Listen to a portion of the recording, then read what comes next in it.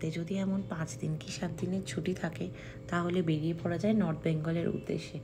পাহাড় বলতেই যেটা সবার আগে মাথায় আসে সেটা হলো গ্যাংটক। তো তাই জন্য গ্যাংটক বা দার্জিলিং, তো তাই জন্য আমি চলে গিয়েছিলাম গ্যাংটকে। তো শুধু গ্যাংটকই না, আমি আরও ভিডিও শেয়ার করব। আমি গ্যাংটক থেকে দার্জিলিংও যাই, তার ভিডিও তোমাদের সাথে শেয়ার করব। তার জন্য তোমাদেরকে চ্যানেলটা সাবস্ক্রাইব করতে হবে, যাতে আমার সমস্ত ভিডিও তোমাদের কাছে আগে পৌঁছে যায়। এবং আমি আজকে চলে যাব এখান থেকে ওল্ড বাবা মন্দির, নিউ বাবা মন্দির, ইয়াংথাং ভ্যালি, এলিফ্যান্ট লেক, আরও অনেক জায়গায়। তো তার ভিডিও তোমাদেরকে আমি দেখাবো। তো সকাল সকাল উঠে এরকম একটা প্রকৃতির মাঝখানে সকালের চাটা খেয়ে নিলাম, আর বেশ ভাল লাগছে। ঠান্ডা ঠান্ডা ওয়েদার, আর এরকম গরম গরম চা খেতে। তারপর জল খাবার খেয়ে নিতে হলো আমাদেরকে। তো নাথুলায় আমাদের যাওয়ার কথা ছিল, তো সেখানে পারমিট পাইনি, কেন নতুন একটা অফিসার এসছেন। তো তিনি কিছু কারণের জন্য নাথুলাটা আটকে দিয়েছেন যাওয়াটা। তো দেখি আজকে কোন কোন স্পট ঘোরা যায়, তো আপনাদেরকে ভিডিওতে আমি সেটা দেখাচ্ছি। এত সুন্দর একটা হোমস্টে থেকে চলে যেতে হবে শুনে মনটা ভীষণই খারাপ হয়ে গেছে। আর এখানকার ওয়েদারও বেশ সুন্দর, আর আমার বেশ ভালো লাগছে। এখান থেকে প্রায় যেতে ইচ্ছা করছে না, তো তাই জন্য একটু ওপরে উঠে এলাম। আর ওদের যে হোমস্টেটা রয়েছে না, হোমস্টেটা নিচে দেখলে মনে হবে কোথায় হোমস্টেটা। আমি তো ফার্স্টে এসে হোমস্টেটা খুঁজছি, কোথাও খুঁজে পাচ্ছি না কোথায় গেল। তারপর দেখছি যে হোমস্টেটা এইরকম একটা ছাদ, তো এই ছাদ থেকে সিঁড়ি দিয়ে নিচে নেমে যেতে হবে। সাধারণত কেউ দেখলে খুঁজবে হোমস্টেটা কোথায় গেল কোথায় গেল, কিন্তু এই সিঁড়ি দিয়ে নিচে নেমে হোমস্টেটা হয়নি। তবুও মানে এই পাহাড়ের বুকে সূর্যের আলো পড়াটাও একটা আলাদা মাধুর্য তৈরি করে। আস্তে আস্তে সূর্যের আলোটা। তবে আমার এই হোমস্টের এই বারান্দাটা বেশ ভাল লেগেছে। আমি কালকে এসে থেকে প্রায় বারান্দাটাই বসে রয়েছি, আর এত ভাল লাগছে মনে হচ্ছে যাবো না। ভীষণই ভাল লাগছে বারান্দাটা, আর এরকম একটা ভিউ আসছে না, এত সুন্দর ভিউ ছেড়ে মনে হচ্ছে না রুমে যাই। রুমগুলো যদিও বা খুব সুন্দর। Hello everyone, welcome back to my YouTube channel. আমি সুদীপা। আজকে আমি আবার সকাল সকাল উঠে পড়েছি ব্লগ বানাবো বলে। তো আজকে আমরা ইস্টের দিকে যাচ্ছি, সিকিমে। তো কী কী ঘুরবো সেখানে সেটা আপনাদেরকে শেয়ার করব আমি। যাই হোক, আশপাশটা একটু ঘুরে দেখবো বলে বেরিয়েছি। এই হচ্ছে ভিউ, আমি যেখানে রয়েছি সেই জায়গাটা। আর ওই যে ফ্ল্যাগগুলো টাঙানো রয়েছে ওর নিচেই ঠিক হোমস্টেটায় আমরা রয়েছি। ফার্স্টে যখন আমরা এখানে এসেছিলাম তো আমরা ভাবতে পারিনি যে এই ওপরে তো ছাদটা দেখা যাচ্ছে, ঠিক ছাদের ঠিক নিচেই এরকম একটা সুন্দর হোমস্টে রয়েছে, এটা আমরা ভাবতে পারিনি। অভাবনীয় ছিল ব্যাপারটা, কিন্তু বেশ ভালো লাগলো। তো সকাল সকাল চা খাওয়া হয়ে গেছে, এখন বেরোতে হবে। তো রেডিও হয়ে গেছি। এরকম জায়গায় তাড়াতাড়ি শুয়ে থাকা যায় না, আমার যদিও বা ভোর 4টের সময় ঘুম ভেঙে গেছে আজকে। কেননা এরকম জায়গাটাকে এনজয় করাটাই বেটার। কত আর ঘুমাবো, লাইফে তো ঘুম আছেই। তো আশপাশটা একটু ঘুরে দেখবো বলে বেরিয়ে।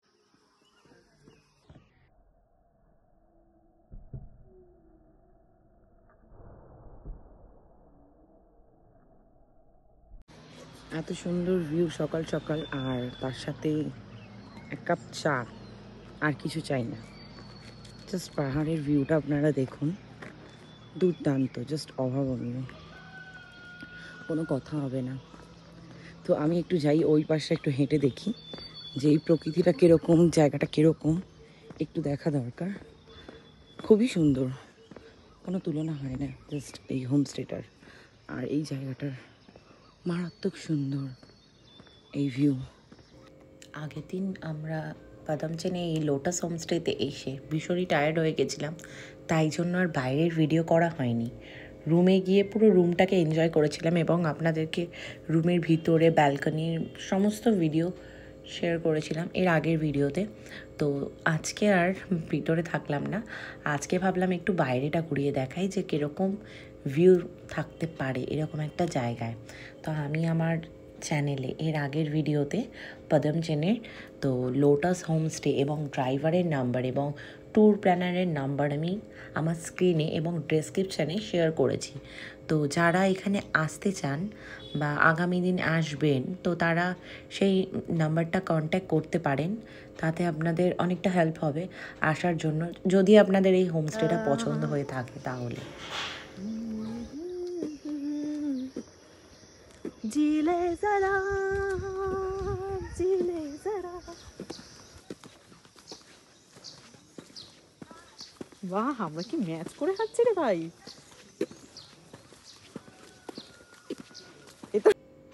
অনেকক্ষণ ধরে বাইরে হাঁটাহাঁটি করে খিদে পেয়ে গেছে, তারপর চলে এলাম ব্রেকফাস্ট টেবিলে। এসে দেখি আমাদের জন্য ব্রেকফাস্ট অলরেডি রেডি হয়ে গেছে, এবার খেয়ে নেওয়া যাক।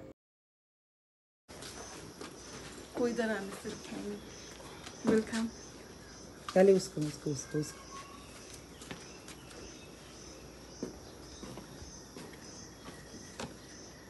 ধরো ধরো এটা।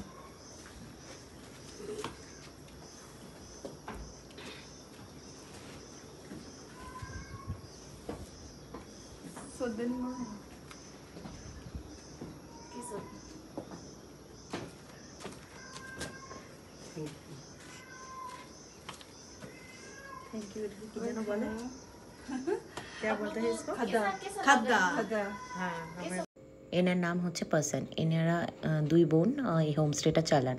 আমরা চলে যাব বলে উত্তরীয় দিয়ে আমাদের সম্মান জানাচ্ছেন। তো এবারের মতো আমাদের পদ্মাচানকে জানাতে হবে বাই বাই। বেশ ভালো সময় কাটালাম। এবার আমাদের আজকের গন্তব্য হচ্ছে গ্যাংটক। গ্যাংটকের সব সাইট সিনগুলো করবো, আর আপনাদেরও আপডেট দিতে থাকবো। তাহলে চলা যাক গ্যাংটক।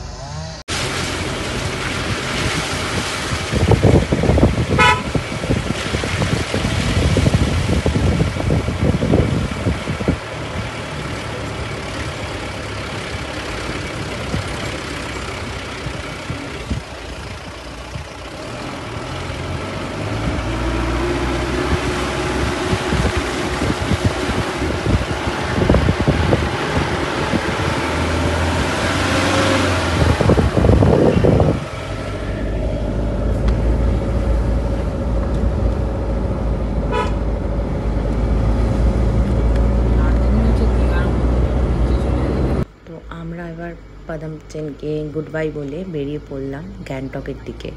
তো এরকম রাস্তাটা কাজ হচ্ছে আর ভীষণ ধার দিয়ে গাড়ি যাচ্ছে আর ভয়ও লাগছে। তবে আজকে যেখানে যাব বাবা মন্দির, সেটা অনেকটাই উঁচুতে, আর একটু উঁচু দেখলে আমার ভীষণই ভয় লাগে। মানে পাহাড় আমি খুব ভালোবাসি, আর ঠিক সেই রকম পরিমাণে আমি পাহাড়কে ভয়ও লাগে আমার। তো আমরা এগিয়ে চললাম আমাদের গন্তব্যের দিকে। তো তোমরা দেখতে থাকো।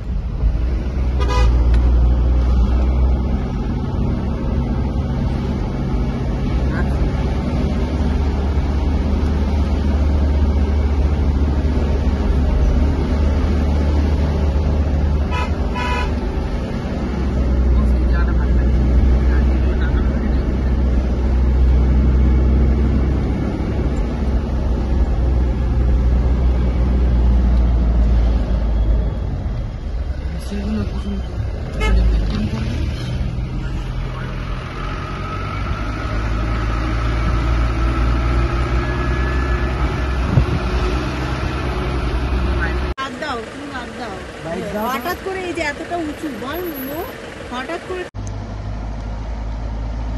এখন বাজে সকাল 9:53। আমরা যাচ্ছি পদমচেনের হোমস্টে থেকে, আমরা এখন যাচ্ছি জুলুকের উদ্দেশ্যে। তো রাস্তা খুবই খারাপ, অলরেডি রাস্তায় কাজ চলছে, আর এখানে সবাই ঘুমিয়ে পড়েছে অলরেডি, সবাই ঘুমোচ্ছে, কিন্তু আমি জেগে আছি কি।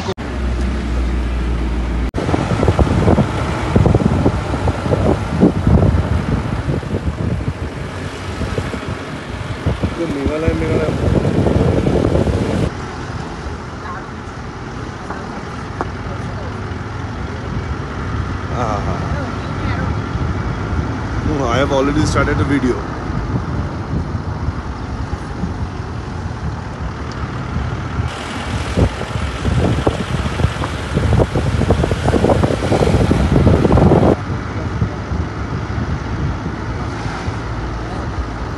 প্রায় গাড়িটা অনেকটা উঁচুতে, আগে যেখানে ছিল তার থেকে অনেকটা উপরে চলে এসেছি।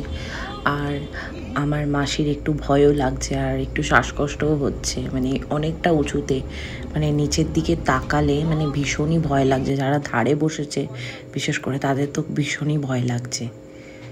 তো এটা অনেকটাই উঁচুতে, আগে যতটা ছিল তার থেকে অনেকটা উপরে চলে এসেছি আমরা এখন।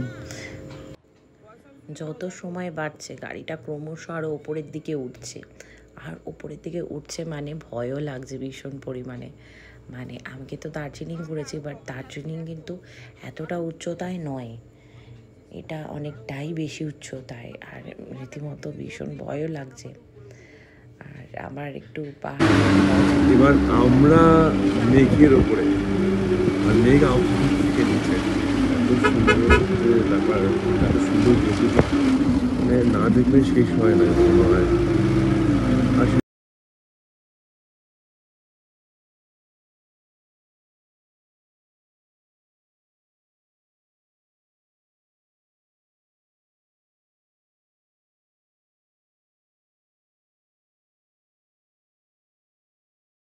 এত ঠান্ডা আর এত বেশ ভালো লাগছে।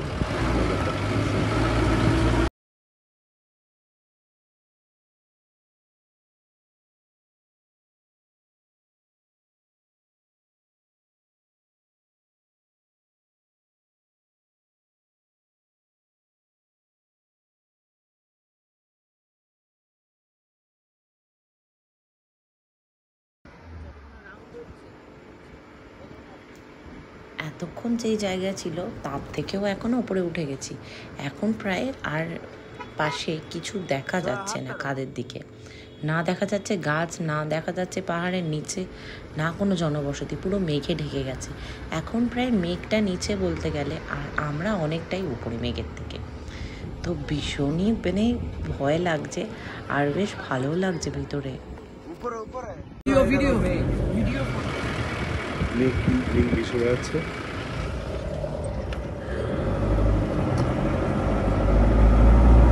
একটু ভালো করে লক্ষ্য করা যাবে যে এই মেঘগুলো ভেসে বেড়াচ্ছে পুরো।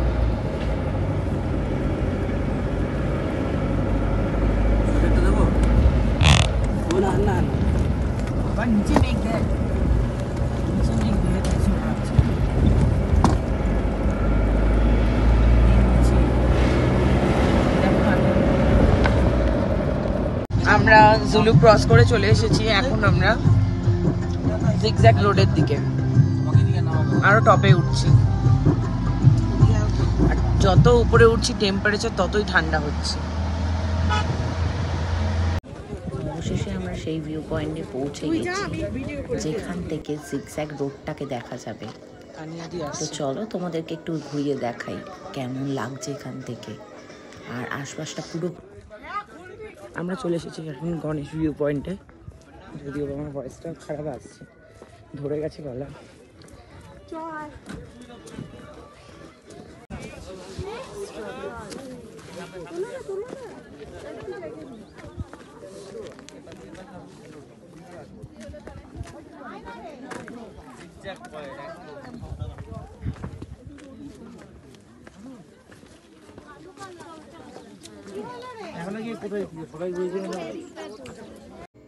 এখান থেকে ভিউটা বেশ পরিষ্কার আসছে, আর আমার ঠান্ডায় পুরো গলা জমে গেছে।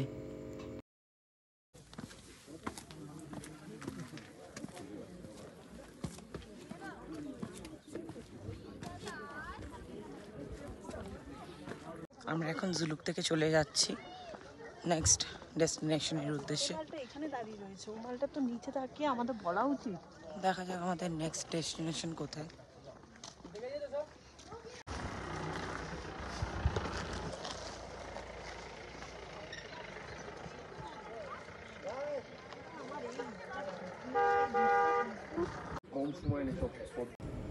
তো গণেশ ভিউ পয়েন্টে আমরা জিগজ্যাগ রোডটা দেখে বেরিয়ে পড়লাম আবার নেক্সট গন্তব্যের উদ্দেশ্যে, অর্থাৎ নেক্সট গন্তব্য আমাদের বাবা মন্দির।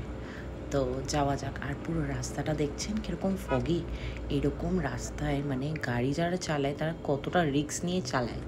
মানে পাহাড়ের ড্রাইভারদের তো সত্যি নমস্কার, যে কী করে এরকম রাস্তায় ওরা গাড়ি চালায়। মানে ওদের তো মানে প্রতিটা মুহূর্তে বলতে গেলে লাইফ রিস্ক।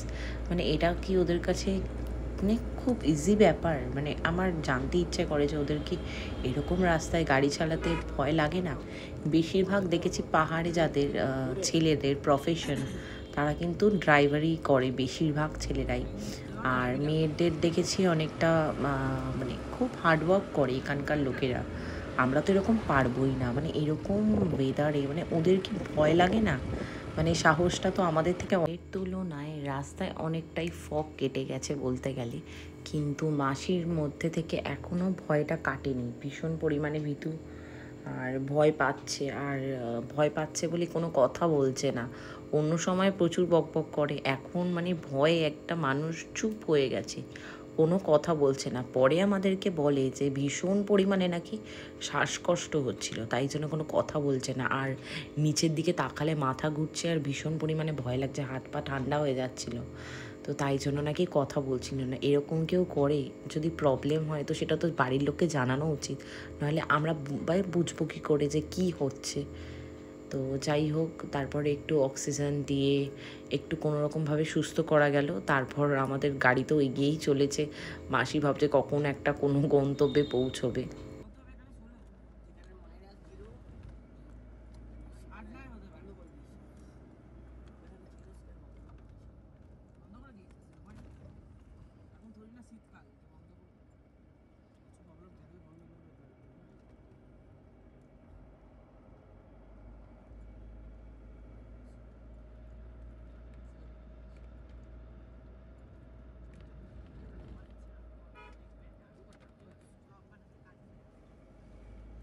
দুরন্ত ঘুরবে এই লেগেছে পাক, এই দুনিয়া ঘুরে বন বন বন বন ছন্দ ছন্দে কত রং বদলায়, রং বদলায়, রং বদলায়, রং বদলায়।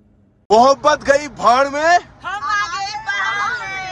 Yo, how's the Josh? Hi sir. How's the Josh? Hi sir. How's the Josh? Hi sir. जब जिंदगी में सुकून चाहिए तो पहाड़ों में तो आना पड़ेगा ना मेरी जान। এবার সামনেই একটা দোকান দেখলাম, তো ওখানে আমাদের ড্রাইভার দাদা দাঁড় করালো। তো নেমে এবার এখানে একটু চা খেয়ে নেবো। আর অনেকক্ষণ বেরিয়েছি, তার কারণে আমাদের খিদেও বেশ পেয়ে গেছে, তাই জন্য দেখলাম এখানে গরম গরম মোমো তৈরি হচ্ছে। তো ভাবলাম যে এবার একটু মোমো খেয়ে নেওয়া যাক, তারপর নয় আবার রওনা হব। আর এখানে শুধু মোমো খাবারের দোকানই নয়, আর তার সাথে সাথে এই দোকানটায় অনেক কিছু সামগ্রী বিক্রি হচ্ছে। তো আমি একটু আপনাদেরকে ঘুরিয়ে দেখাচ্ছি ভিতরটা, অনেক কিছুই পাওয়া যাচ্ছে। এখন বাজে 11:40। আমরা যাচ্ছিলাম ওল্ড বাবা মন্দির। রাস্তায় একটা ব্রেক নিলাম, চা একটু পপকর্ন খাচ্ছি, তারপরে আবার টুয়ার্ডস ওল্ড বাবা মন্দির। वेज सूप मिलता है ना?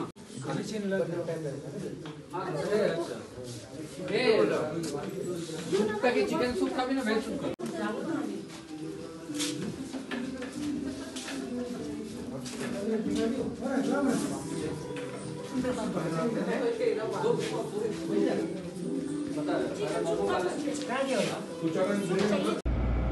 যাই হোক, আবার রওনা হয়ে গেলাম বাবা মন্দিরের উদ্দেশ্যে।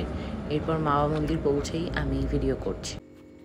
সিকিম রাজ্যে দুটো বাবা মন্দির রয়েছে, একটি পুরনো সিল্ক রুটে এবং অন্যটি নাথুলার কাছে। দুটি জায়গায় বিরাজমান করেন বাবা হরভজন সিং। প্রথমবার সিকিম বেড়াতে গেলে বাকেট লিস্টে থাকা নাথুলা চাঙ্গুলে সেই তালিকা থেকে বাদ দেওয়া যায় না। তাছাড়া বাবা মন্দির এবং হাড় কাঁপানো ঠান্ডার মধ্যে নিঃশ্বাস নিতে সমস্যা হলেও কোনোভাবেই বাদ দেওয়া যাবে না বাবা মন্দিরকে।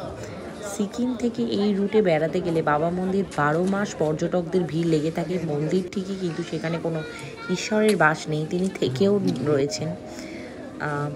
তিনি এখনও পাহাড় দিয়ে চলেছেন সেই সীমান্তে, এমনটাই বিশ্বাস করেন ভারতীয় সেনারা। তিনি হলেন বাবা হরভজন সিং। তার স্মরণে এই মন্দিরটি সিকিমে গড়ে উঠেছে, যা পর্যটকদের কাছে জনপ্রিয় হলেও ভারতীয় সেনাদের কাছে এর আলাদা গুরুত্ব রয়েছে।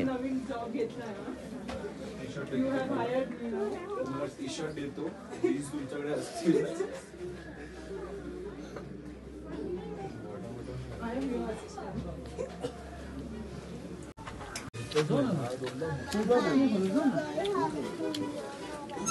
लवकर विजिट करा।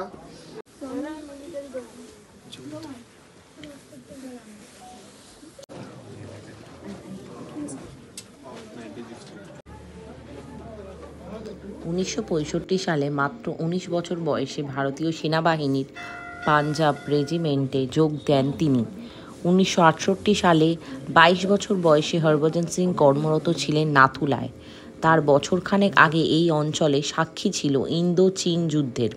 সীমানাবর্তী অঞ্চল হওয়ায় যুদ্ধের পরিস্থিতি না থাকলেও নাথুলা সবসময় স্পর্শকাতর ছিল এবং তাছাড়া এই জায়গাটি সমুদ্রপৃষ্ঠ থেকে প্রায় 14.5 ফুট উচ্চতায় অবস্থিত হওয়ায় মারাত্মক ঠান্ডা এবং দুর্গম ও সংকীর্ণ ছিল এবং 1968 সালে অক্টোবরে প্রাকৃতিক দুর্যোগের মধ্যে হরভজন সিং রওনা হয়েছিলেন আউটপোস্টের পথে, কিন্তু শেষ অবধি তিনি তার গন্তব্যে পৌঁছননি। টানা 3-4 দিন ধরে খোঁজ চালানোর পর হরভজনের কোনো সন্ধান পাওয়া যায়নি। তারপর শোনা যায় তিনি এক সেনা জওয়ানের প্রতিম সিংহের স্বপ্নে দেখা দিয়েছিলেন এবং বলে দিয়েছিলেন তার দেহ কোথায় পাওয়া যাবে। শোনা যায় হরভজন সিং বলে দেওয়ায় জায়গাতে তার নিথর দেহ পাওয়া যায়। তারপর পূর্ণ সামরিক মর্যাদার তার শেষকৃত্য সম্পন্ন করা হয়। যদিও এখানে শেষ নয়, শোনা যায় মৃত্যুর পর নিজের কর্তব্য পালন করেন হরভজন সিং। নাইট ডিউটি থাকা কোনো সেনা জওয়ান ঘুমিয়ে পড়লে তাকে চড় মেরে জাগিয়ে দেন তিনি। এমনকি শত্রুপক্ষ থেকে আসা আগাম বিপদ সম্পর্কে সেনাদের সতর্ক করে দেন। তার এই অবদানের কারণে তার মানসিক বেতন বাড়িতে পাঠানো হয়, বার্ষিক ছুটিও পেতেন তিনি।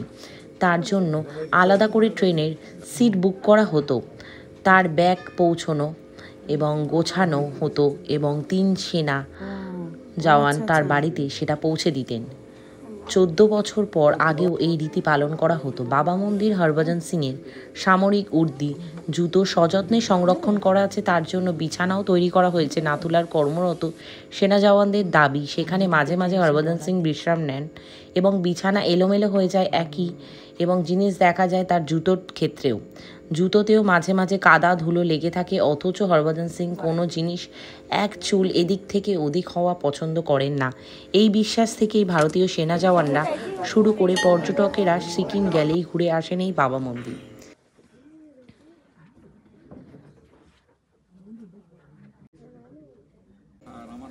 এরপর এখান থেকে বেরিয়ে আমরা আমাদের নেক্সট ভিউ পয়েন্টে চলে যাব। আর আমাদের নেক্সট ভিউ পয়েন্ট হচ্ছে এলিফ্যান্ট লেক। আর এখানে খালি পায়ে আসতে হয় এই মন্দিরে। আর ভীষণ পরিমাণে ঠান্ডা, মানে পা মাটিতে রাখা যাচ্ছে না, ভীষণই কষ্ট হচ্ছে। তো যাই হোক, আমরা আস্তে আস্তে করে নেমে এবার গাড়ির দিকে চলে যাই।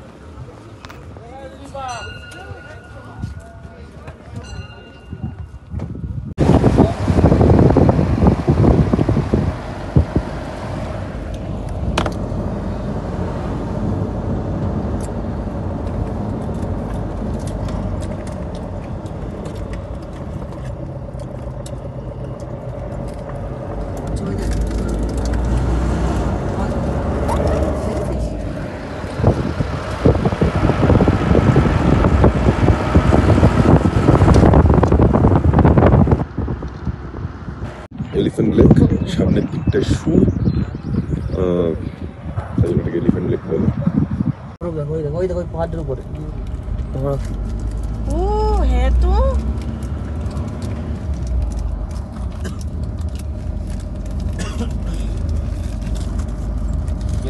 मोबाइल में टावर मिलेगा।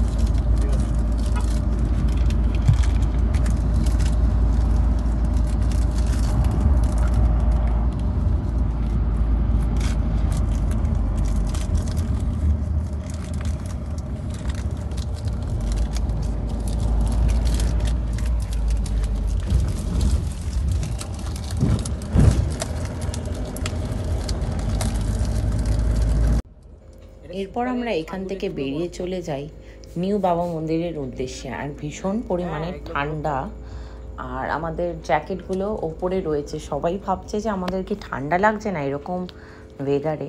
আমরা কোনো জ্যাকেট ছাড়াই গেছি, কি অবস্থা। कौन से समय में आने से बर्फ भी मिलेगा, जा भी पाएगा।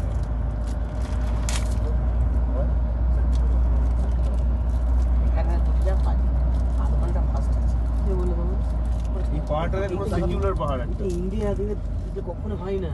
হ্যাঁ ওইটা দিদায় দেখাচ্ছে ওয়েদার।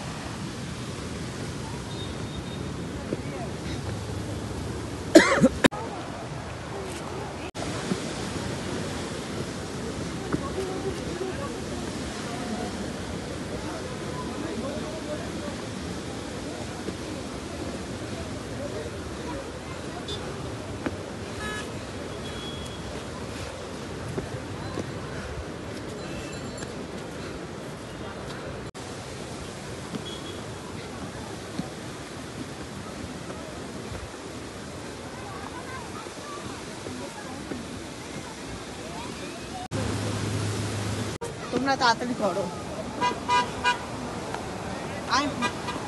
যদি আসতে পারিস আয়, নাহলে ওম নমঃ শিবায়, কিচ্ছু হবে না।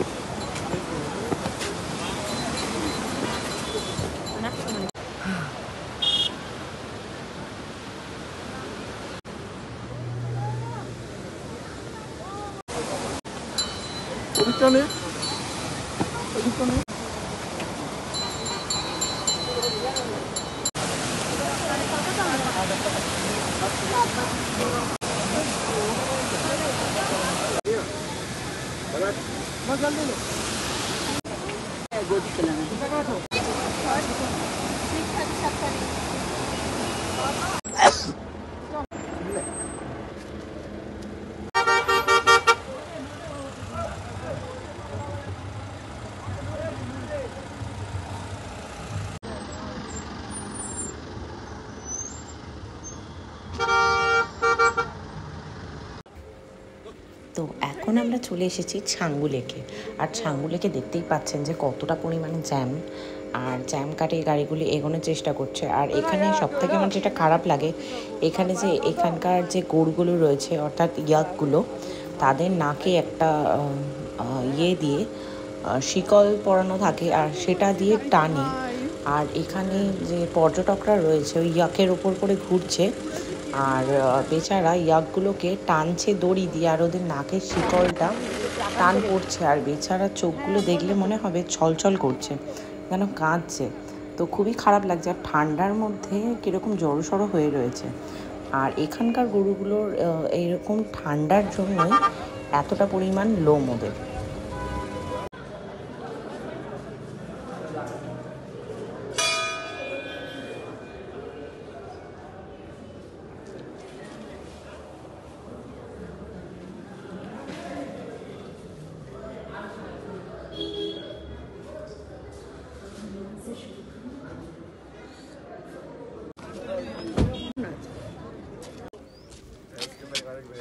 এরপর আমরা রাস্তা একটা দোকান থেকে সেখান থেকে একটু কিছু খেয়ে নিই। তো এখানে মোমো আর স্যুপই আছে, তো তাই জন্য আমরা মোমো আর স্যুপ একটু খেয়ে নিই, তারপরে আবার রওনা হয়ে পড়ি।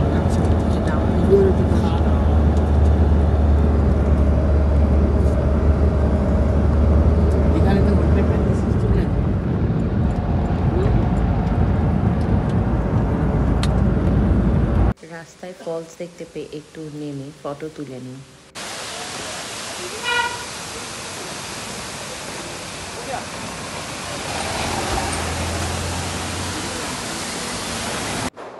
তারপর অবশেষে আমরা হোটেলে পৌঁছে যাই, এবং হোটেলে পৌঁছে যাওয়ার পর আমরা লাগেজ টাগেজ রেখে তারপর বেরিয়ে পড়ি একটু গ্যাংটকে যে মার্কেটটা রয়েছে সেটা একটু ঘুরে দেখতে।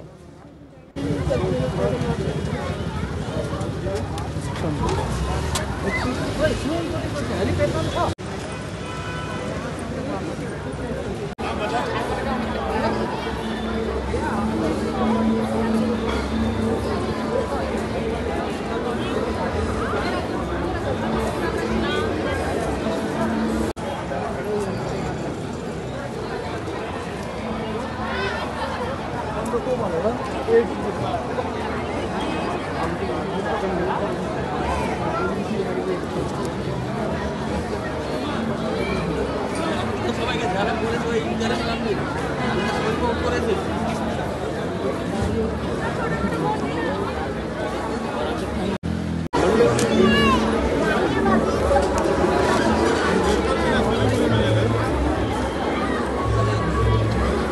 কিন্তু বোতল দিয়ে করে পাই না আমার যাওয়ার গাড়ি বুক করে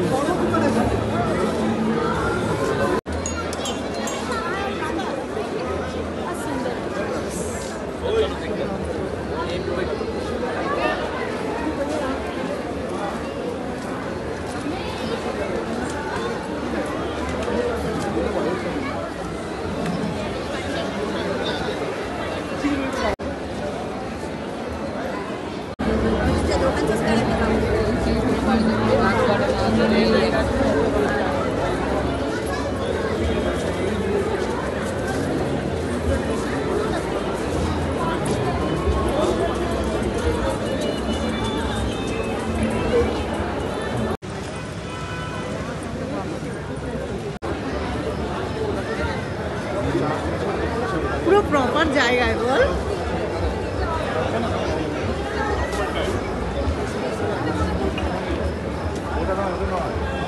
পুরীরও তুই গেট দিয়ে ঢুকতে যাবি দেখবি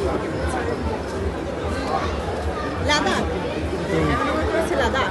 হ্যাঁ হ্যাঁ, বাহ। মানে তুমি ভাব তোমার কারোর ইচ্ছা এরকম যে একবার ঢুকে যাই, সংসার ধর্ম করবো না, ওই যে মার্কেট ঘোরা হয়ে যাওয়ার পর আমরা রাতের ডিনার নিয়ে হোটেলে ফিরি এবং আমার আজকের ব্লগটা আমি এখানেই শেষ করছি এবং পরবর্তী ব্লগে তোমাদের সাথে খুব শীঘ্রই দেখা হবে। তো চলো, আজকের ভিডিওটা যাতে ভালো লাগবে লাইক কমেন্ট করে দিও এবং চ্যানেলটাকে সাবস্ক্রাইব করে দিও। তো আজকের মতো এখানেই ভিডিওটা শেষ করলাম, পরবর্তী ব্লগে আবার তোমাদের সাথে দেখা হচ্ছে। তো আজকের মতো টাটা।